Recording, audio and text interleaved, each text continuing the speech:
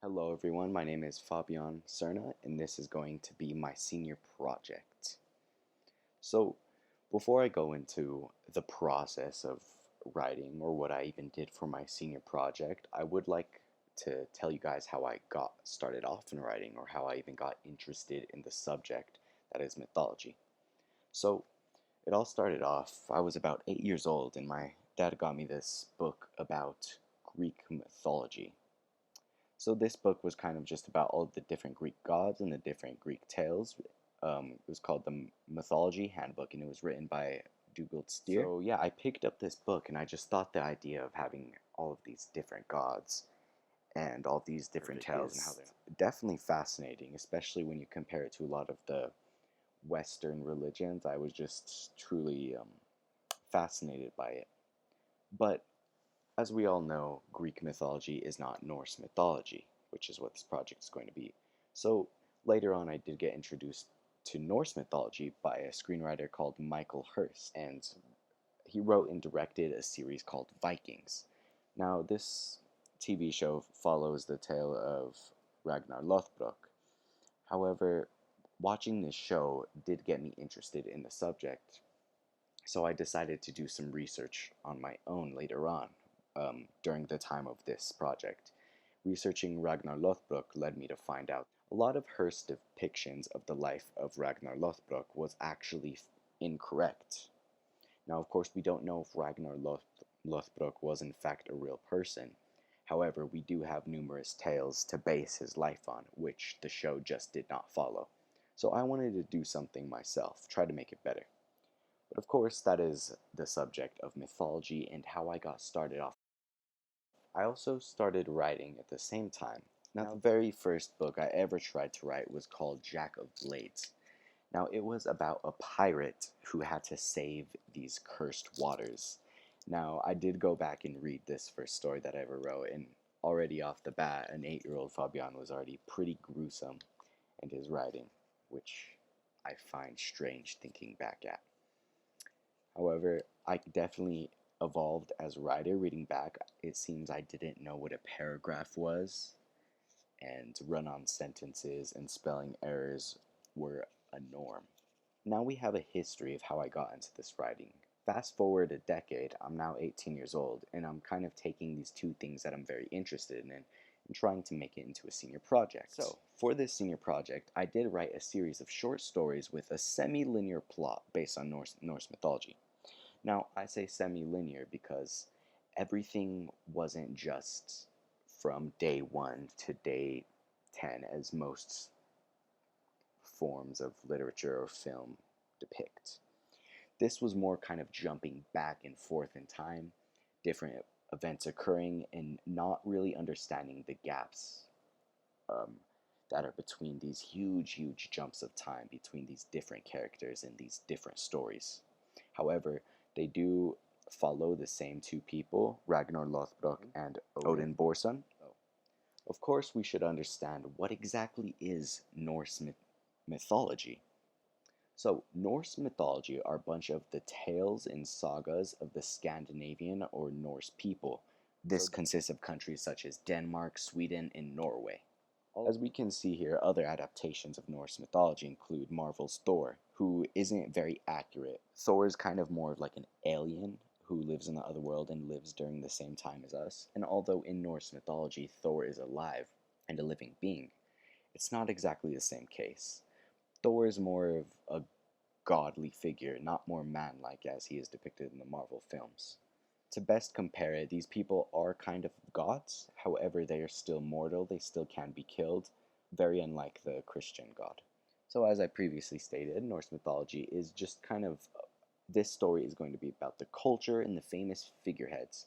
So, I am going to be trying to combine actual history, the myth that are in the folk tales of the Nordic people, and the supernatural, trying to answer kind of the unexplained, weird mythological events that occur and explain a more humanitarian or more logical side of it, so that I'm not basically just taking these tales and rewriting them, not adding anything new at all, but adding my own twist to them, combining some of the same stories into one, adding some characterization to them, some things that didn't even occur in the tales, but I added them to benefit the story that I'm trying to tell. And this is because I'm not trying to just record historical events, I'm trying to find a balance between the mythology and the events that occurred, and trying to make it into an enjoyable story that people can read on their own time, not just overwhelmed with facts.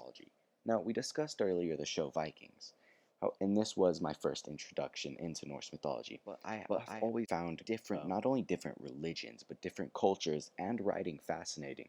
So it felt like a very great idea to take all of these things and try to write about them, try to make them into something that I enjoy by combining not only my different passions, but things that I do think I'm skilled at. So, Norse mythology, I chose this because I wanted to learn more about it. You know, watching all of these different shows and depictions of Vikings or gods, I wanted to find out how they truly were and write something that could show people how they were, not just how they are in these stories or movies that aren't faithful to what actually happened in history or their folk tales. I wanted to write something that truly, truly represents them. You know, we see in Marvel, Thor is unlike the Scandinavian tales at all. So I wanted to depict something and show Thor how he really is. So now I'm going to be showing you the actual stories that I wrote over this process. So as we can see here, the very first story is called the Ulfhednar. Now, an Ulfhednar is a man who can eat these mushrooms, and when he eats these mushrooms, he transforms into a beast, or better known as a berserker. So they become bears in the Norse tales. However, this relates to actual Norse culture and practices. So the Nordic people would eat mushrooms that would cause them to hallucinate and enter kind of like a trance like state. And when they would enter this, they would believe themselves invincible, and their enemies would be very, very frightened of them because this is something that would help them not fear death at all. Not only was it part of their culture, but they would consume a drug that would allow them to believe they were invincible. So in my story, I wanted to show both. In the case of the Ulfhednar, we are talking about Ragnar's father, who is Sigurdhringr, as we can see right here. So Sigurdhringr was the chief of Sweden at the time. Some believe he was a king, but I decided to make him a chief. The story kind of just follows Ragnar trying to gain the hand of Lagertha, his first wife, and he does this by slaying 3 wolves. So I have that actual tale. I have Ragnar slay 3 wolves, but I have the twist that Ragnar's father is in fact Ulfhednar. And so he has to defeat the wolves to become not only the new chieftain, but to also gain his wife's hand. So kind of adding a new twist on to everything, finding out how Ragnar became chieftain, but also having the old tale of him gaining the hand, and having some historical facts and adding some of the actual mythos into the story. The second story follows Odin, not Ragnar. So this one is about the giant called Ymir, and he is a god giant. He is sort of the creator of everything. So at this time, the mythos describes the world as non-existent, and not only the world is non-existent, but also Asgard is non-existent. I have Ymir killing Odin's father, Bor, who we don't actually know how he died. However, I do find out a way to kill him in here, and I do try to find out a way to make Odin into the godly all-father status that he became. Odin and his brothers end up killing the last ice giant, and as depicted in the Nordic tales, they use his remains to create not only Earth as we know it, but also Asgard, which is kind of the world of the gods. Once again, I combine the actual Nordic tales and add my own twist onto it. So the third story we have is the King of Snakes. Now this one once again follows Ragnar Lothbrok.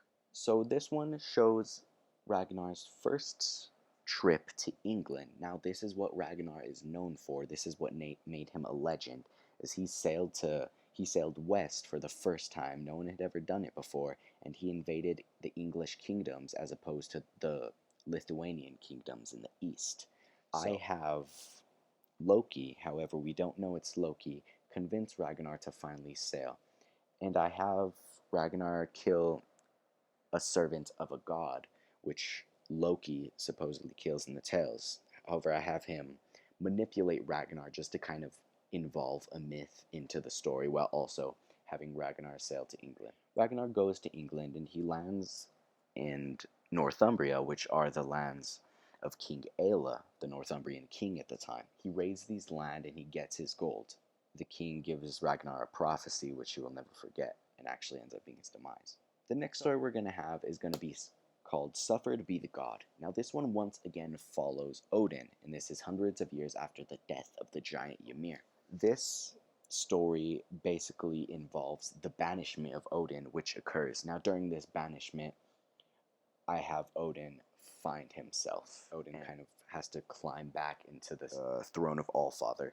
So I didn't have him become the Allfather right away, kind of being the all-knowing god right off the bat, as we saw in the first story. That was him killing the god giant Ymir. Now in this story, he actually has to gain all of the wisdom. Odin actually is, I have Odin banished into Earth. He feels what humans feel. He feels disease, and he feels as if though he's going to die by natural causes, which I explain is impossible if you are a god. However, because he was turned into a human for his banishment, he was able to experience these things. This story is a lot more philosophical than the others. It just depicts kind of the state of man, how although man has such short time on this earth, they're able to enjoy it and able to learn so much because of not only the pain, but the happiness that we go through.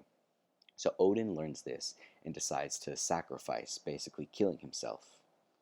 So Odin takes out his eye and he throws it in the well of Ymir, and he plunges Gungnir, which is his spear crafted by the dwarves, and then he hangs himself on the Tree of Life for 9 days and 9 nights, and he comes back with knowledge of all things. So the next story is going to be called The Pit of Snakes. It follows the tale of Ragnar Lothbrok once again. So this is Ragnar's final voyage into England. He returns to the lands of King Aella, knowing that his time is nigh, basically, that he is going to die. And he tells his sons that this is going to happen. I did only incorporate 7 of the 8 sons, just because some people do believe Halfdan and Hitsfrug are the same person, so I decided to make them into one person. So I decided on 7 sons instead of 8 sons. The most noted of those being Ivar the Boneless and Bjorn Ironside. So Ragnar returns to England, and the prophecy of King Aella, which Ragnar being thrown into a pit of snakes, comes true. Now, some historians record that Ragnar actually died just died of a natural disease while raiding Francia. I don't depict any of the raids of Francia here, but only England, just so it kind of stays a little bit more linear, not as much all over the place. So Ragnar dies and he is thrown in this pit of snakes. And his final words are, "How the little piggies will grunt when they hear how the old boar suffered," which historians believe were Ragnar's actual final words. Now the final story is actually the beginning of that quote, "How the little piggies will grunt," and it is the 7 sons of Ragnar Lothbrok trying to figure out what they're going to do and how they are going to invade England. Now that we've talked about the stories, let's talk about the stories that actually didn't make it into this cut. So I did want to talk about the Ragnar's other wives, such as Aslog or Ubba's mother, who we actually don't know her name at all. Yeah, we have Aslog, and then we have Thora, and then I also wanted to talk about Odin's sons, especially Balder and Hodor. I also wanted to incorporate the other clans' gods because, as you may not know, Odin leads the Aesir and Freya leads the Vanir. Now there is a war between them, so I wanted to incorporate the other side of the gods and kind of have a clashing of worlds. However, because of the time that we are given for the senior project, it is impossible to write all of the stories that I wanted to. These are just the cut stories that I did begin writing. However, they did not make the final cut just because they did not fit the fluidity or the flow if I had not finished the other stories that I also wanted to write, because it is a little bit unreasonable to write 300 pages in just a couple of months. That is something that would probably take me over a year. I did write a research log of all of the people that I did have to research. So in August, I researched Ragnar Lothbrok, Lagertha, Sigurd Hringr, King Egbert, and King Aella. So Ragnar is, of course, one of the protagonists. Lagertha is his first wife. Sigurd is Ragnar's father. King Egbert is the king of Wessex at the time, and King Aella is the king of Northumbria at the time. Now, in September, I researched all of Ragnar's sons. There are a lot of them. But the most noted and the ones who have the most tales about them are Ivar the Boneless, Bjorn Ironside, Uba, who is known as the strongest, Halfdan, who is the one that I combine two of the sons to be one, and Sigurd, who becomes the king of Denmark eventually. Now, on top of this, I also did research Harald Fairhair. Now, in October, I researched more of the gods. I researched Odin, the Allfather, and his brothers Vili and Ve. I also researched Ymir, who is the ice giant, Bor, Frigg, and Mimir. Mimir is kind of like an all-knowing, and Frigg is the wife. Now, in November, I researched Aslog, which is Ragnar's second wife, and then Thora, Ragnar's third wife. I also researched Loki, one of the sons of Odin. I researched King Horik. He was a king of Norway at the time who kind of had a short reign but did go on raids with Ragnar Lothbrok, so I decided to include him. I also researched Aegir, which is the god that Loki enraged, but we don't know that, and then Fimafeng, which is the sea creature that Ragnar kills when he sails to England with Loki, but we don't know it's Loki. Now finally, in December, I researched Rollo of Normandy, who is arguably the most famous Viking of all time. He actually became the Duke of Normandy after he was raiding the lands of the Emperor of Francia at the time, and in order to stop, the emperor offered him, who was Charles the Bald, offered him his daughter's hand in marriage and the dukedom of Normandy. I also researched Balder, which is Odin's favorite son, Hodor, which is the blind god. There's a lot of spellings for the name Hodor. And then Uba's mother, as I previously mentioned, she is in fact unnamed.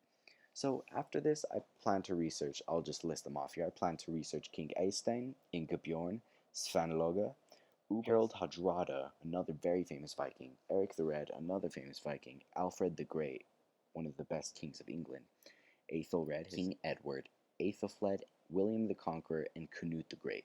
Canute the Great is a Viking who was king of not only Scandinavia, he was king of Norway, but also England.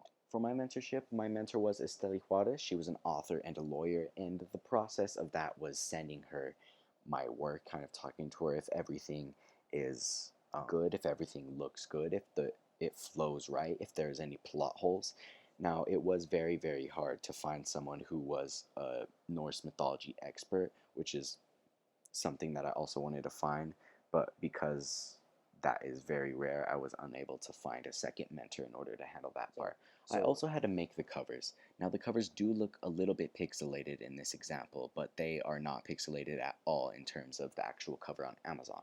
I used Adobe Photoshop to make this, and I took the axe head of a Viking's axe, placed it in the middle, and then had kind of like a silverish 3D like metallic font for the title. Now, No Short Stories, which is the main title, and then Blood of Water, which is kind of the minor title. I plan to have a second book, which is called something, and then Norse Short Stories.